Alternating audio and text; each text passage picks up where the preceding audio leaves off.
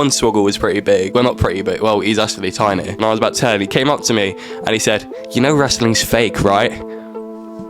They're well-travelled, these wrestlers. How can you do this and still keep your body healthy and out of injury? We would plan our match out, like spot by spot, backdrops from the top rope. So I did that with him, and it worked out really well. A good way to get heat is to be put in a rivalry with someone who has, like what The Rock had. Those are the three main things that you plan, the beginning, the middle, and the end. A good risk of getting injured in improvised sections.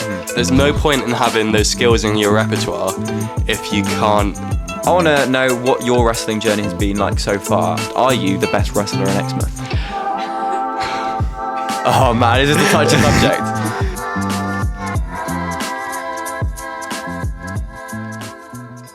Hello everyone and welcome back to the Movement Theories podcast. Today we are joined by a familiar name but not a familiar face.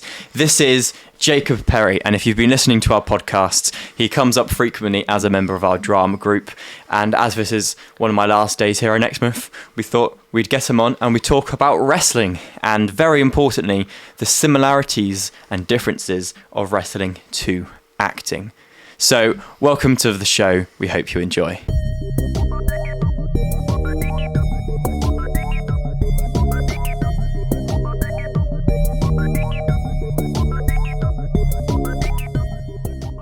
Okay, so before we get started on some of our first topics, Jacob, would you like to introduce yourself? Tell us a little bit about who you are. Hello, I am Jacob Perry, and I am Josh's friend. Yes. Only Josh's friend. I like Josh, and that's about it. I've been friends with Josh for a while. Very long time. And I love Josh. Yeah, you're familiar with Joe. And I know Joe, yeah. We know Joe. He's a guy, and he's here sometimes, and he's nice. He's nice. Pretty calm guy. But I like Josh, and we've done drama together. Mm-hmm. We've grown through puberty together. And oh man. Yeah, it's been great. Yeah, it's been great. So that's me. We've got a little game put together by the team. I don't really know anything about it, so we're both gonna hear it for the first time because they were out of the room when they made it. So do you want to start? Okay, can you hear me? Yes. Okay. I'm sure. Speak loudly. So, Joe and I have gone into the other room and we have collated some names. And you've got to tell us whether they're real names of WWE wrestlers or not. Whether, So they're real or fake? Yeah. That's so you answer real or fake. And so, obviously some of them we found online are real names. Yeah. And some of so them surely you're going to beat me at this. Oh yeah, you're I'm smoked. You're smoked, bro. Because I know nothing. That's why I'm interviewing you. I didn't know anything. Finding out. That's why I googled it. Okay. Okay, ready? Yeah. So the first name was starting pretty outrageous. Beaver Cleavage. Okay. I'll give this one to you, mate. We both answering. Oh. Yeah. Yeah, we're both Yeah, answering. see who gets the most Oh, points. it's false. Thing is, I want to say false because Jacob said false. Yeah, it's true, isn't it? Is it false? Well, have Josh answer first. Okay, Yeah. sure. Okay, I like that. I like Chance that. each round. I'm going to say it's false. That is in fact a real WWE wrestler name. You've done me there. Big man, Beaver Cleavage. Jacob's reputation is already... Wow. And that's the podcast over. Thank you. Okay, ready? So, Yeah. Nil Pois. Yeah. Second one, Curryman. Okay, that is a bit racist, surely. No, Is it? Surely. No, that's not right. if it depends. It depends on who WWE does it. back in the 80s, their company leader was a bit dod. Right, maybe. But I've never heard of it, so I am gonna go. You know what? Just from the I'm going true. From the pure. Yeah. I'm gonna That's go true. outrageous. That's outrageous. I'm gonna go true. So you're both saying true? Yeah. It's true. Okay. Yeah. Surely that's got to be. Okay. See, I hadn't even thought We about don't that, even know whether he is Of Indian ethnic descent, yeah. We just found Maybe. we just found a list online of names and thought I see. Because imagine like in the Sidemen, that's what Vic. The light just ran out. Imagine in the Sidemen if that's kind of what Vic's nickname was. That would be awful. That would be terrible. Okay, ready? Yeah. Next one. Grizzly Bear. Yeah, that's fake. Fake. fake. Yeah, that's fake. Who made that one up? That was That was fake. Okay, 1-1. Okay. Yeah. Yeah. So Really bad. everyone's got 1 point. Yeah. Okay. Next one. Hornswoggle. That's just so weird. You've got that? I'm not 100%, but I think that's true. Jacob only answered that one. Well, you can answer, but I thought we were going to get you to answer first, so Jacob didn't give it away. Oh, no, we're going to go 1 by 1. Oh, right. Yeah, okay. so, yeah. I see. Then Jacob would be correct. Okay, so this is 1-2. You're currently on 2 points. I'm on 1 point. What's the next question? Because it's mine. Next one is Condiment King. Condiment King. That's... What are these names, man? I think I'm going to have to answer that as false. That'll be correct. 2-2. Yeah, let Jacob guess. I don't know, we're doing it one at a it's time fine. now. Changed the rules. We've changed the game. Oh, is it just on Josh? Yeah. Joe came up No, with that it's on both of us. It's, We go one at a one time. each. Okay, is there any more? That was Yeah. actually the name of a There's- Marvel supervillain. We've done 2, I think. Okay. Okay, next one, Jacob. Yeah. Gobbledygooker. Yeah, that's true. That is true. Yeah. Oh, man, I would have said false to that one. It's a good thing I didn't answer. Okay, 3-2. Let's hear it. Yes. Sorry, I thought you could count. I was like... No, 2-3. Okay, next one. Yeah. Hypno Hustler. Yeah, that's true. Hypno Hustler was that? That's Okay. another Marvel supervillain. Okay, so it's still 3-2 to Jacob. Okay, ready, Jacob? Yeah. Kangaroo Jack. That is false. That is false. Very false. Okay, so So we've 4-2. got 2 left, so 1 more each. All right. Okay, ready? Josh? Brutus the Barber Beefcake. True. 3-4. Can you beat me by 2 points? Okay. Is the question. Well, yes. There's only one, Yes. 1 point left. Yeah. Ready? Disco Inferno. False. No, it's true. Ooh, okay, so it's 4-3 to you, so you still won. Well done. You still won. Well done. Some of these names, like, especially if they're like, I don't know how big of wrestlers or in the industry they are, but I'm like, Hornswoggle was pretty big. Well, not pretty big. Well, he's actually tiny. But, but I mean, I feel like you could just pick some real name just of some kind of low-key wrestler and kind of get away with it on that one. But no, well done. Great game. And now we get on to the bulk of the episode. So I want to know what your wrestling journey has been like so far and why are you qualified to be on this podcast? Are you the best wrestler in Exmouth? That's his answer. Are we gonna bring him up? no, I'm not the best wrestler in Exmouth. Oh, so why are you on this podcast? Because there's likely other people in Exmouth that have wrestled longer than me because it is quite a big sport. Yeah, that's true. But I would argue that I'm qualified from a viewing perspective and a personal perspective. I started watching wrestling because I saw it in a Tesco, in the big Tesco in Exeter, and I thought it looked pretty cool because there was a guy with a mask. He's called Rey Mysterio. Oh yes, I've heard of him. Well done. Very famous. And I saw that and I thought, why not buy that? Well, Dad, buy this for me. And he did. And so I got home and I started watching it, and since then, that's 2014. Since then, we bought the streams for it, and I started loving it. Yeah. And I made a friend in year 7. Name dropping or? He's called Jacob Sterry. And you're Jacob Perry. I'm Jacob Perry. That's very funny. And we started talking about wrestling together. We started going home to each other's houses to watch wrestling. Hello. And then Easter. Sorry, I don't know why that popped into my mind. Hey, Jake, you want to come back to the house and wrestle? That's quite romantic. Yeah, it was lovely. It was romantic, and Yeah, it was sweet. yeah, we loved each other. Yeah. Do you anymore? Like, loved seems kind of like you used to.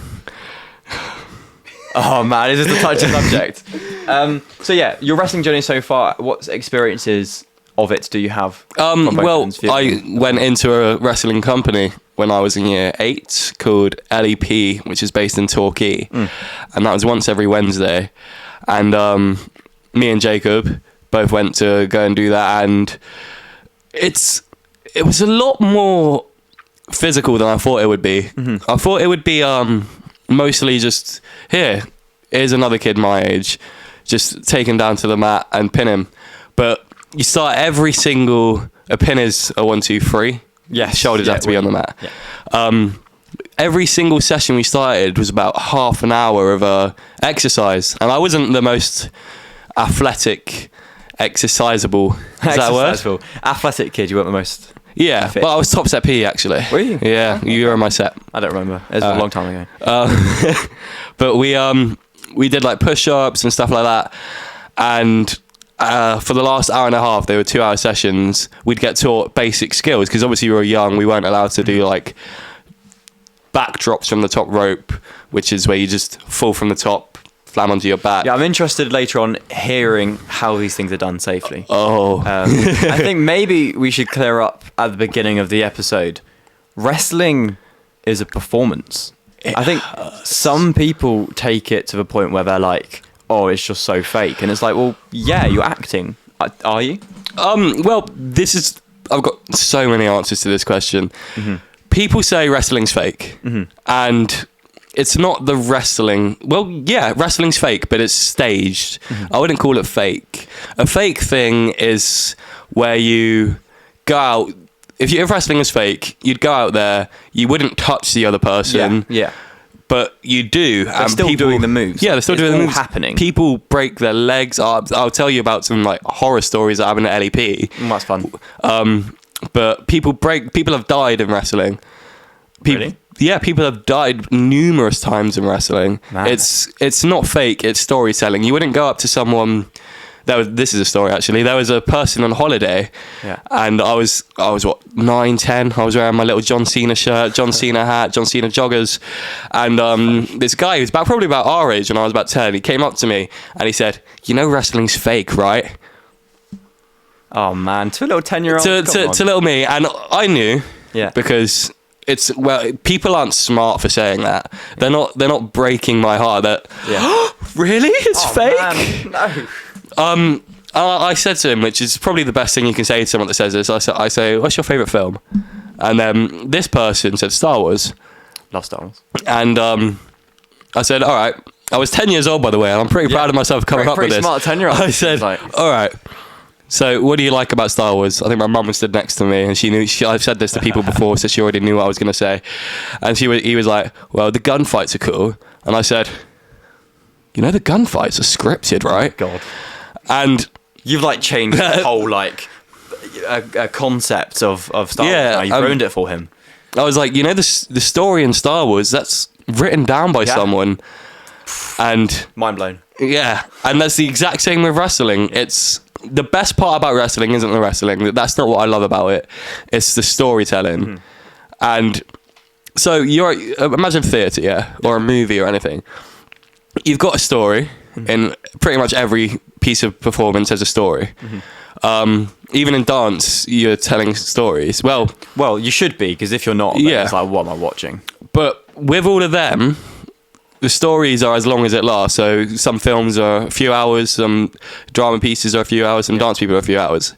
With wrestling, the stories have to be once a week, every week, the same story, and it could be years. So the writers have to keep a story going. There's a story at the moment called the Bloodline story, and that's been going on for 3 years, once a week, every week, and that's impressive. Because when you watch the really big kind of WWE massive arenas, whatever, the shows that continue, like because it gets kind of scripted in, it's all written down. Yeah. Right. When some character beats another character, it's like, that is a massive thing, but they don't tour that exact moment round, do they? It's like that's the one thing that just happens at one time, and it's like, whoa, you weren't expecting. If it's a televised show, they do it once, they move on to the next story. Sometimes the story continues. If the bad guy wins and the good guy wants retribution, or the good guy wins and the bad guy wants retribution, they have another match. Someone wins until the story's over.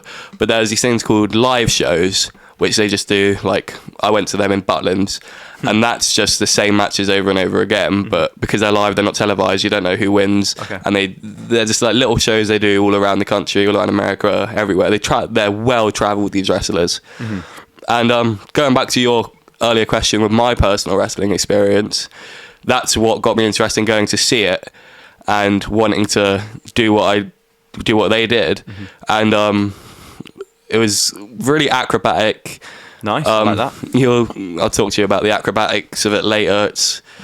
But yeah, so my personal wrestling experience was I did that for a few years, and in the end the company closed down because they didn't make enough money. But Jacob Sterry's still doing wrestling. That's good. I'm going to go see him in Exeter doing his wrestling in a few weeks. Yeah.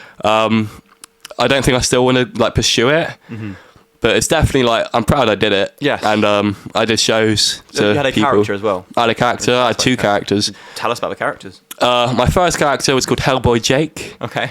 He was a man from hell risen up, and Lovely. and it was a bad guy, a heel in the wrestling business is what you call them. Okay. And but that didn't really work out. I was like 11. That's sweet, I didn't though. really know how to like do storytelling with a character development, character building. But my next character was called Crush Kelland, and he was a surfer. Know about this one. I like that little thing he just did there. Yeah. And my finishing move Oh yeah, I've actually asked a question on here. Tell us. was called the Splash, or in other words, Splash. Wipeout. Oh, that's a very good name. And a wipeout is when you're surfing and you fall over on the surfboard. And Crush Kent's whole thing was he was a surfer. yeah, my whole thing was I was a surfer because I knew about surfing and I like surfing, and I went in to include that in my. Did you have a lot of ever freedom. Jump from like the ropes with a surfboard on? That's my finishing move. Oh, that is that I wait. splash. We have a thing called a ref bump, which is scripted, I'm afraid, and the referee gets knocked down, and I'm like, oh no, the referee's knocked down. But Crush Kelland, people liked him, but he was a bit of a cheeky guy. Okay. So what I'd do is I'd get my little bodyboard, I'd put it on top of my opponent, I'd run to the top rope, and I'd jump on them, belly first onto the bodyboard. Get the bodyboard out of the ring quickly, wait for the referee to get up, bam, 1, 2, 3. I'll show you after the show. I'd love to see. I'd love to see. Where can the audience find it on YouTube? Or can you find it on YouTube? You can, it's just search up Crush Kelland, and it will most likely be there. Crush Kelland versus Hot Shot, With a K, isn't with a K. No, a K. Crush with a C, Kelland's with a K. Nice. Versus So Hot how Shot. do you do these things safely? Because I see people do like flips, landing on other people, like from the top. Like, how can you do this and still keep your body healthy and out of injury? Because I'm sure that happens, but the aim is to be able to do it so that you can do it the next night or to walk the next day. The honest answer is you never know whether you're going to try and do everything as safely as you can. Your main goal is to not to properly hurt your opponent. It isn't boxing. It isn't UFC. It's wrestling. It's entertainment. It's not, I'm going to hurt the other person. Wrestlers are friends. They're all friends. Well, some obviously aren't. Don't like each other. But when you're telling a story, you're friends. So if you want to perform a dangerous stunt, say you're doing a moonsault from the top rope onto someone, that's a backflip, and land on them, you're not 100% certain you're going to break your knees or you're going to break their knees, but you know the technique. And there's things called front bumps and there's things called back bumps, there's things called side bumps. Back bumps is where you fall on your back and you slam your arms backwards like that, and it basically... The sound of your arms slamming. Sound of your arms makes the audience feel as if it's really impactful, but it also softens your landing a little bit, it breaks your fall. A front bump... You land on the floor like that. Okay. You land on the floor like that. And it also breaks your fall, but it still hurts. It all still hurts. Yeah. And the side bumps are pretty much the same as the back bump, but you do it to the side instead. Where's he gone? Oh, he's done that. Yeah, it's going to come on and off. It's not charged properly. So about the choreographic process, so from an amateur level, the shows get created, and how do you work with each other, like collaborate, and then from what you know as a viewer, the big shows. So from my experience, my trainer would pick the matches for the next show. Okay. Danny Walsh. He's not dead. He's just the lighters, though. Yeah. Again. He's just moved on to house sales or something like that. Sure. All right. Yeah. And Yeah. yeah, we all tend to move on to house sales in the end. Yeah, real estate. That's where the money's at. It is. But yeah, sorry, continue. Oh yeah, what's the question? About the choreographic process. The choreographic. Amateur level. So he would pick the matches, and me and whoever the match was against at the time Yeah. would train for the match. Once a week, we would plan our match out, like spot by spot. A spot is like the order that the match is going to go in. So I'm going to grab you in a headlock, then you're going to reverse that and stand me down with a bulldog, which is a wrestling move. Yeah, so do you learn the moves? We learn the individually, moves. and then they can. Yeah, we on, learn like, the moves list, once a week. They can like list which moves are going to be in what order. Yeah, so we've been trained like all the moves. We weren't allowed to do like, because our bodies were still growing at the time, so we weren't allowed to do big, spectacular moves. We were meant to have a basic wrestling match to show our friends and family, and when we were 16 or something, we were allowed to progress on, but I don't think I did it past the age of 16, so I never did that. But so we'd plan it spot by spot, and we'd be very careful. But this one time, this really bad thing happened. Okay. It was pretty traumatizing. Okay. I was put in a match with a guy called Brad, and he was lovely. I really liked him, and we had one move where we were planning it. This was about a week before our show. Okay. It was called an arm bar, and they use it in UFC, but we do it a bit more safer than that, so we don't snap their arm. Yeah. But in this case, I accidentally did break his arm. Oh, Jacob. But it wasn't like my fault, and it wasn't his fault. It was the ring. We didn't have a properly well padded ring like WWE have. We had wooden boards and a mat, and that was it. That sounds safe. And as we both fell, there was a little bit of wooden board poking up, and man. it split his arm into here, and he couldn't do the show. Yeah. So I had to plan a whole match with a random guy I'd never met before. This is the one on YouTube called Hotshot. He was 17 at the time. I was about 13. Wow. Before the show, it took about 3 hours to choreograph, and to storytell as well. We had to tell a story within the match. That's our main goal. Yeah. To tell stories, not to wow the audience, but to also tell a story. That's what wrestlers do. They storytell. And so I did that with him, and it works out really well. And I'm not saying I'm happy Brad's arm got broken, but I am saying that the match that I put on with this 17-year-old hotshot was a lot better than the match me and Brad had planned for our... Poor guy. But with from choreographing from a professional perspective, they don't plan. They plan 3 spots: the beginning, the middle, and the end. The beginning, normally the bad guy has all the heat on him, and he takes a lot of the moves to the good guy. He pretty much demolishes the good guy, and so they plan that bit, and then the rest is like chain wrestling, which is like just lockups, which is where they go like they kind of hug each other. So is that more improv? It's more improv. Interesting. They improvise it, but obviously you can, if you listen carefully, you can hear their call outs in the match, like clothesline, which is bam. You can hear their call outs in the match, and you've got the middle, which is where the good guy starts getting his heat back. Yeah, and he gets hyped up. He hypes some excitement. He hypes up the audience. They stamp their feet. They clap their hands so the audience participation can join in. The audience can feel like they're part of what's going on. Yeah. And the end, which is all planned. But the most bits in the middle, except for maybe a few spots that they might want to do, is all improvised. Which I didn't realise that. Which is what is like... Because I'm guessing with dance, that's all choreographed. Usually with dance, you'd have a whole performance choreographed. And some new, modern, quirky creators might have a section where they go, you can have some freedom for like 4/8 here. Or if that is ever the case, and it's not that, it's usually because the choreographer's been a bit lazy, aka me, and then I just say, well, just improv for like this little bit whilst you get over there, and then we'll continue with it. But usually, no, everything is completely set. You would never have anything improvised. And again, like we were talking about the last episode for films, like actors could improvise things, but I don't think you're ever really told as an actor, oh, this scene has to be improvised for the camera. So it's very interesting that in wrestling that you can do that safely as well.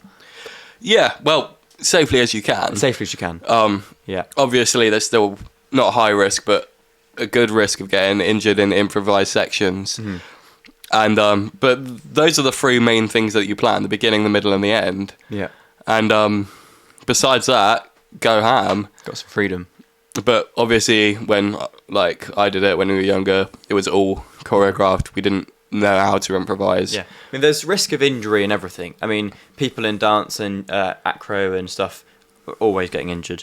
Yeah. On film sets, you'd like to think that there wouldn't be industry, like the risk assessments have been done, but there are these cases where something happens and it puts an actor out of... The recent thing with, I've forgotten his name, the guy who shot the cinematographer. Oh, Alec Baldwin. Alec Baldwin, yeah, on that Western they're filming at the moment. Oh, I heard something about that, Yeah. but I don't know too much about it. He thought he had a prop gun, and so he was pew pew. But the gun, it was a prop, wasn't it? It was loaded with lead or something. I think the prop master had accidentally loaded in real bullets when he was meant to load in blanks. Yeah, and so he was That just is shooting around, terrible. and he accidentally shot one of the cinematographers. That is And so actually terrible. a cinematographer isn't exactly a dangerous job. No. So that's just a really big Dead surprise. or is he in recovery? She's dead, yeah. She's dead. She died. He also hit the director, but he recovered. Oh Yeah. man, that's got a really damaged Has reputation. that movie come out? I don't actually know if it's been cancelled or not. It was called Rust. I think it might still be coming out. He's in. Have you seen Friends? Yes. He's in Friends. He's Phoebe's boyfriend. That's really energetic. He's like, this table, this display. Well, I haven't seen it in a while, Friends. I think if I saw a picture, I'd definitely recognise. Yeah. In your personal opinion, how would you compare it to dancing and acting? Obviously, I've said kind of a little bit what I think, but what would you say? And anything other, or if you can expand from what's already been mentioned. Well, acting-wise, I'd argue that's the main part of wrestling. You need to be able to go out there and get the fans on your side, and you can do that through like spectacular moves, like doing a triple backflip off the top of a steel cage and landing on someone. But there's no point in having those skills in your repertoire if you can't get an audience to be on your side, and you need to be able to do that by having a good charisma on a microphone, and that's where acting comes into play. Tell me about the microphone part of it in wrestling. The one or two. microphone is a bit weird. They come out and they talk to the audience, or they talk to another person in the ring with a microphone, and that kind of breaks the third wall of it a little bit. That's a bit that I've always struggled to like look around, but it's the only way that the audience are going to be able to hear them. I think fourth wall, right? Is this fourth? Who cares? Third? I mean, wrestling has got to be like fifth, surely, because you've got all four sides. I guess so. But it's how he addresses the audience. Yeah, no, I know it makes sense. It does make sense. My bad, sorry. Sixth wall then. Sixth. Alright, so it kind of breaks the sixth wall a little bit, but it's the only way the audience can be able to hear them if they hold a microphone up. And if you want to play a bad guy, you've got to be able to act as a bad guy.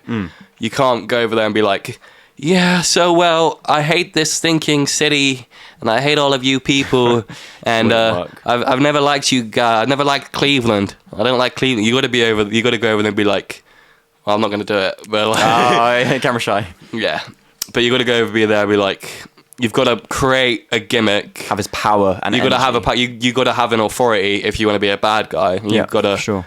You've got to actually be able to act, which is what works with Dwayne Johnson. Oh, very famous case of wrestler turned actor. Wrestler turned actor. He was That's where The Rock came from, right? Yeah, That was The his wrestling Rock name. was a wrestler, and he had an insane amount of charisma when he was on stage. He wasn't a good guy. He wasn't a bad guy either. He was just a loudmouth. Shut your mouth! Was he one of those people where you could have different people could have different opinions on him? So one person would be like, oh, I love The Rock, and one person would be like, nah, he's... He was, but everyone loved him. Oh, okay. So he'd have this thing that he'd do all the time. Like he'd ask you a question, so I could be like, "So Josh, what do you think of this monster?" It doesn't matter what you think of this monster, and he'd do that, and that would like wow the audience, and he'd have little like jokes like that, and that would be his charisma, and that was because that was so good. Yeah, everyone loved him. Yeah, but you can also have things like that are bad, and everyone hates you. So a good way to get heat is to be put in a rivalry with someone who has like what The Rock had. So The Rock had a rivalry with someone called Vince McMahon, who was the actual CEO of the business in real life. Nice. And he also had a rivalry with Stone Cold, but he was a bit like The Rock, so everyone just loved the two of them. But with Vince McMahon, everyone hated him because he was like, I will fire you, I will put you in hospital. And that acting, Vince McMahon is not a nice person, by the way. Okay. And he no longer runs WWE. Okay, so back to some of the questions. Jacob, importance of flexibility in wrestling. I feel like it's got to be important because who knows what positions you could be thrown into, and if you're not flexible...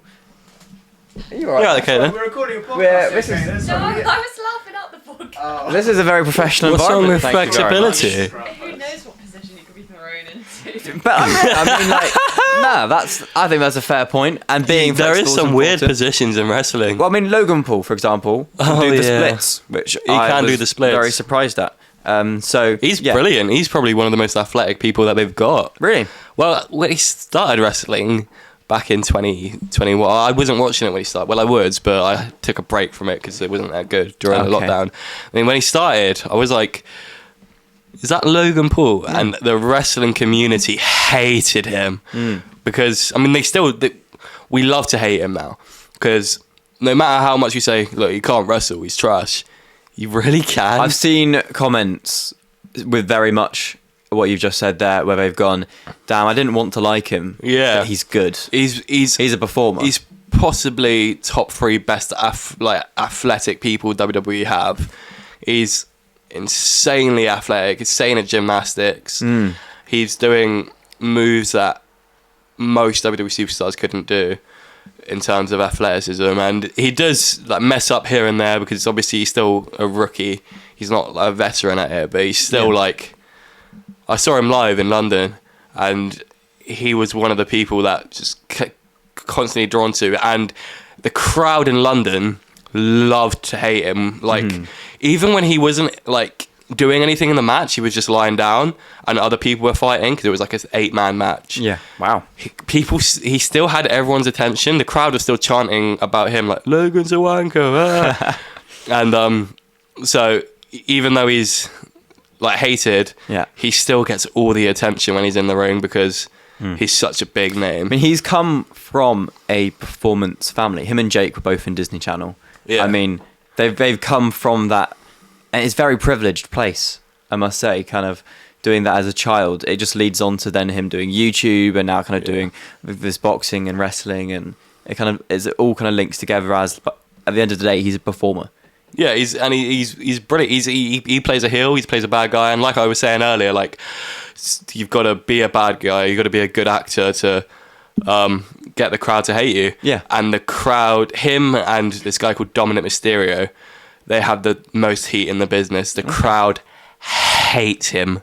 And I was watching an interview with him and Seth Rollins, who's a big wrestler as well, and he was saying at first when he came out, when he first started, he was really upset that the crowd booed him, and he was like, "Oh, well, I thought they'd kind of like me, and I don't understand why they're booing me. I'm kind of trying to like get them on my side. I'm showing them all these cool moves. I don't understand why they like me."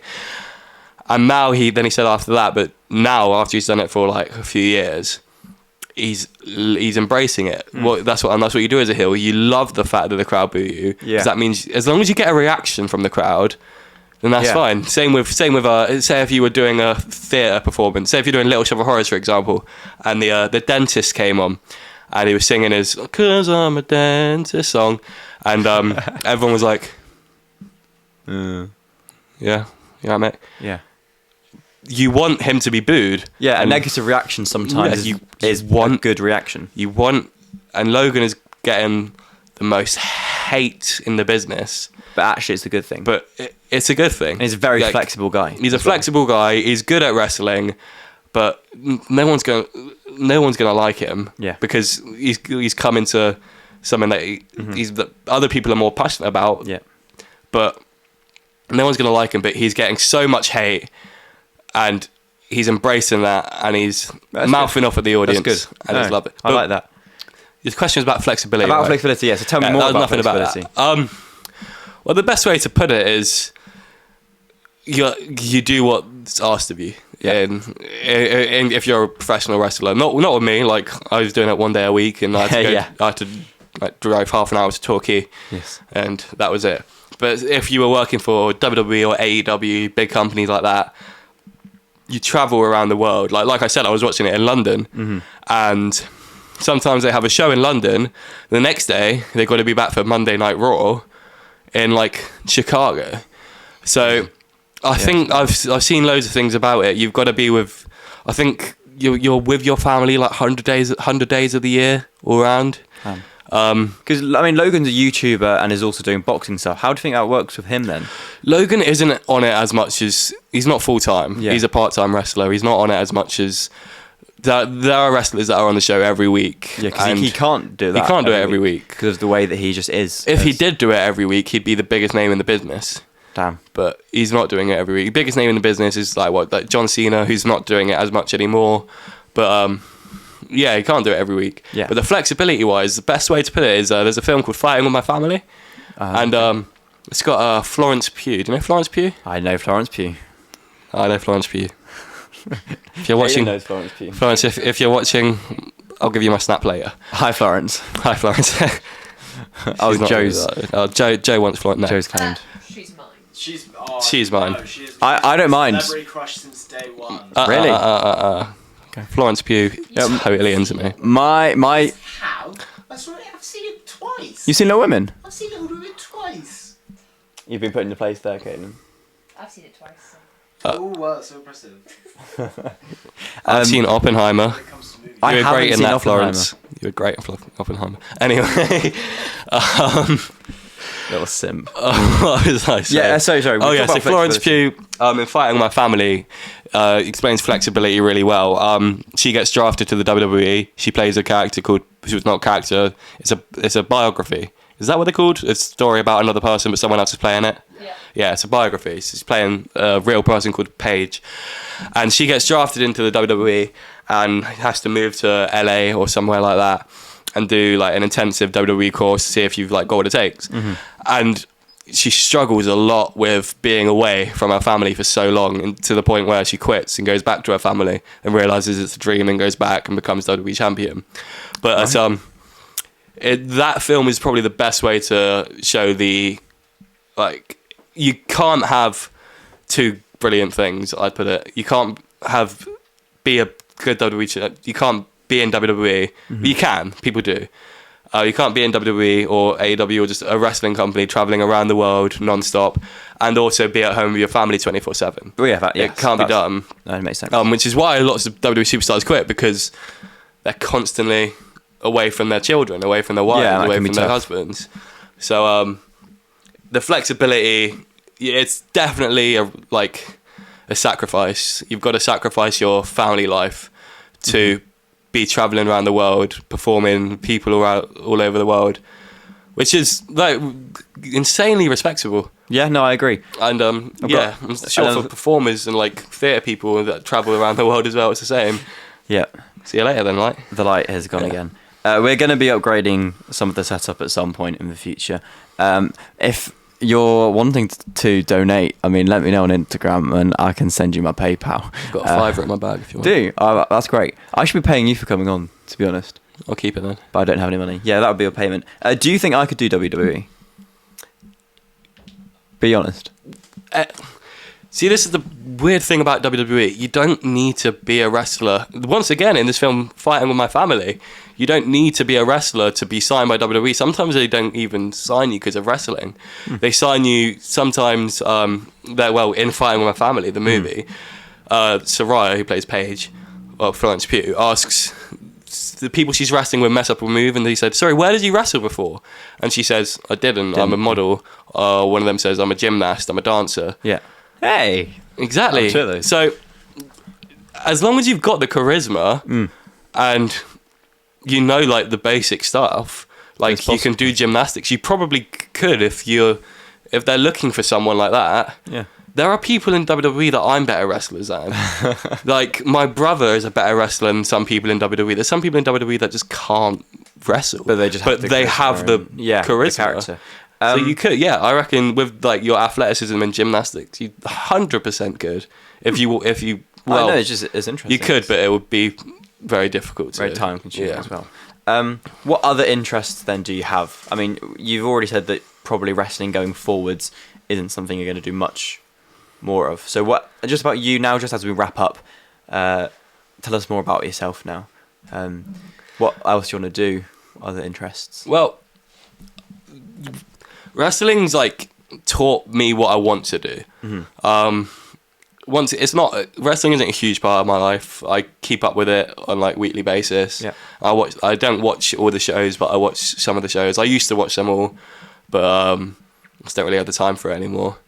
But the storytelling in wrestling and how the story's like made got me into films, which I'm sure Cameraman Joe likes. We both did really well. We both did really well in our film exams. We both did really well. And now I'm going to move on to storytelling, which is possibly script writing, just anywhere in a film industry where I can... Storytelling is just used everywhere now. Yeah. I mean, you social media, like everywhere I'm seeing, you need to be able to tell stories. Yeah. People, that's what people want. And like I said, that the characters I made, but like I said, with that Hellboy Jake guy, it didn't go too well. But with Cross Kelland, I started to make a character, and same with theatre, like I love making characters. Yeah. So if I was going to move on into the film industry, which is the plan, I'm looking at apprenticeships like right now for it. Yeah. It would be or theatre industry and write. I wouldn't want to act in theatre, but I'd want to write in it. Be like on the creative side. Yeah, I really like the creative side of I like that. films and theatre. And I do like acting and like that's a drama. Yeah, and you're a very funny actor as well. Very comedic. Yeah, but I do like script writing or directing. Nice. That's so nice. I reckon WWE is actually, or just wrestling in general, when I was younger, and WWE is like a big part of what made me want to do that. Yeah, no, that's really nice. I like that. So if you want to check Jacob out, his Instagram will be in the description of this video. If you've made it this far and you haven't subscribed, why?